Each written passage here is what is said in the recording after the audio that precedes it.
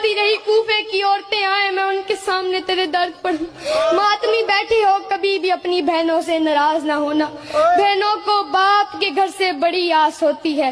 बहनों को ईद भी भाई दे के जाते हैं, कफन भी भाई दे के जाते हैं। हाय किस्मत देखो ज़ैनब की ईद वाले दिनों में ज़ैनब यतीम हो गई। और जब ज़ैनब को कफन की जरूरत थी शाम की पहाड़ी पर सज्जाद ने रो कर कहा माँ मुझे माफ करना, अगर मेरे पास कफन होता तो मैं सकीना कुर्ते में ना दफनाता। ज़ैनब की लाश से आवाज आई सज्जाद ना कफन ढूंढ मैं बेकफन की बहन। इस रमजान ज़ैनब को बाबे के बाद पहली ईद थी। मौला हसन बाबे का इमामत सर पर रख कर ज़ैनब के पास आए और रो कर कहा ज़ैनब मैं तुझे ईद देने आया हूँ। इस रमजान बाबे के बाद तेरी पहली ईद है। ज़ैनब ने रो कर कहा हसन मैंने अपने बाबे से सारी जिंदगी